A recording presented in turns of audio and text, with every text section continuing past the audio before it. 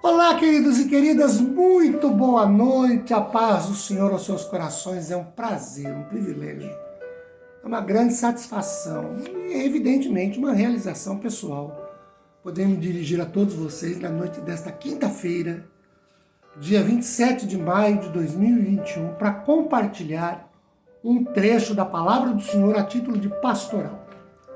Abra sua Bíblia ou ouça-me na leitura de Efésios capítulo 1, versículos 11 e 12. O 11 começa dizendo assim: em Cristo fomos também feitos herança, predestinados segundo o propósito daquele que faz todas as coisas, conforme o conselho da sua vontade. O 12, a fim de sermos para louvor da sua glória, nós os que de antemão esperamos em Cristo. Meus queridos, no verso 11, nós temos ao menos três importantíssimas, significativas afirmações de Paulo à igreja no que diz respeito ao que Deus fez por nós em Cristo e por Cristo. A primeira afirmação é a seguinte: Paulo diz, fomos também feitos herança. Nós poderíamos traduzir essa frase, como sugeriu Bengel, Ellicott e outros, da seguinte maneira: fomos feitos uma herança, à luz de que devemos ser para sua glória. Ou temos o fato de que Deus nos fez ter uma herança em Cristo e com Cristo. O que significa e implica dizer o seguinte: fora de Cristo, ninguém é feito nada diante de Deus, ninguém tem nada diante de Deus. É em Cristo. Não uma entidade, uma organização. É na pessoa de Jesus. E quem fez isso foi Deus. Segundo,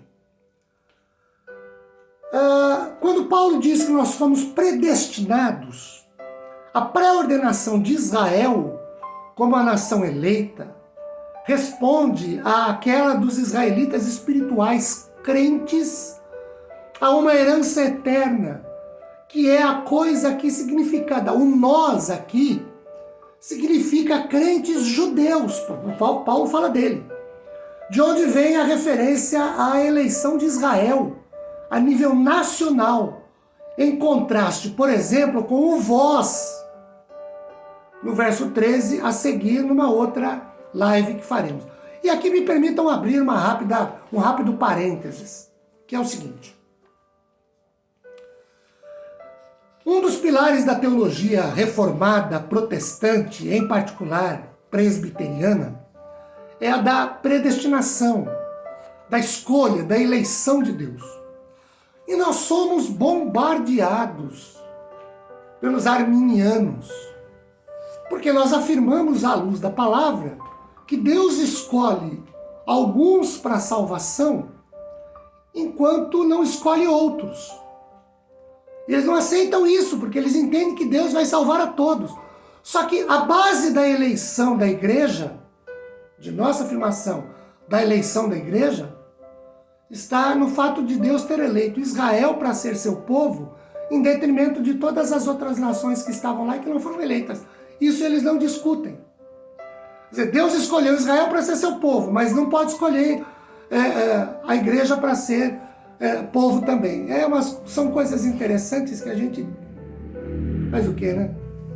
A terceira afirmação importantíssima é a de que Deus fez tudo em Cristo com um propósito, conforme o conselho ou bom prazer da sua vontade.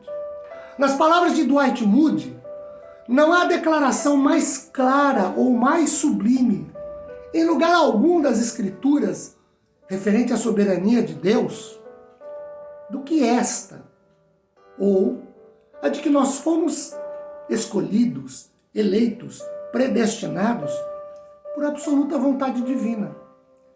E aí, queridos, nunca houve, não há e jamais haverá em nós qualquer fato, posicionamento, comportamento, virtude, característica, traço de personalidade ou nome que quisermos dar para isso, que fizesse Deus nos escolher. Nada em nós. Antes, Ele nos escolheu porque quis. Deus nos escolheu porque Ele decidiu, por sua livre, absoluta e soberana vontade, nos escolher. Deus nos escolheu e nos escolheu porque é Deus. Simples assim. Deus nos escolheu por seu propósito, ou foi seu livre, espontâneo e absoluto critério nos escolher.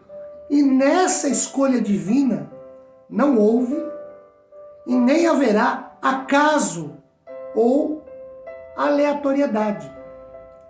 Deus não faz nada sem ser do seu propósito, ou Deus não faz nada sem que seja conforme o seu plano, seu conselho. E é bom lembrar que o apóstolo Paulo fala, aqui mesmo em Efésios 1, que esse propósito e conselho é feito por Deus, elaborado por Deus, estabelecido por Deus na eternidade, não é agora. Outra coisa, quando nós ouvimos a expressão, por exemplo, como predestinado, que é o texto, predestinado de acordo com o plano ou em conformidade com o propósito da sua vontade, nós percebemos aqui, queridos, que nada do que Paulo fala, do que Deus faz, como Deus age em termos de salvação, acontece por acaso. Antes, tudo ocorre e se dá, acontece exatamente de acordo ou conforme o plano divino cuidadosamente pré-determinado, pré-estabelecido, que já estava em vigor lá na eternidade, Efésios 1, verso 4. No verso 12, nós temos dois fatos sobre esse propósito de Deus derramar sobre nós sua graça. O primeiro fato diz respeito à finalidade da graça abundante de Deus ter sido derramada em nós. Qual é a finalidade? A finalidade é a de sermos para louvor da sua glória. Nós, os que de antemão esperamos em Cristo. De quem Paulo fala aqui? Só um instantinho. Segundo, agora vem um instantinho.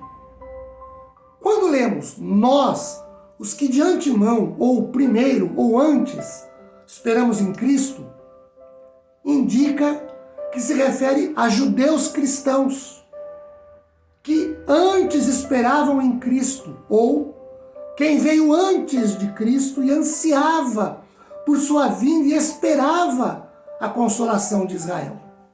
Queridos, nós percebemos aqui nestes versos 11 e 12 que tudo foi muito bem orquestrado, cuidadosamente elaborado, planejado por Deus, para que os primeiros a ter esperança em Cristo sejam louvores à sua glória, verso 12.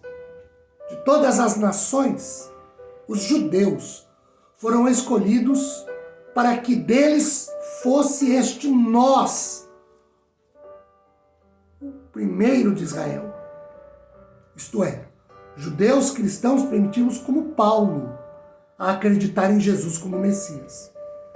Qual seria o resultado de Deus planejar projetar toda a história do mundo, toda a história de Israel, para que essas pessoas da aliança fossem as primeiras a dobrar os seus joelhos diante de Jesus e confessá-lo como seu único e suficiente Senhor e Salvador, o Messias prometido? O louvor. O louvor ao maravilhoso coração e plano de Deus. Sua graça, paz, consolo e conforto sejam abundantemente derramados sobre nós. Amém, queridos.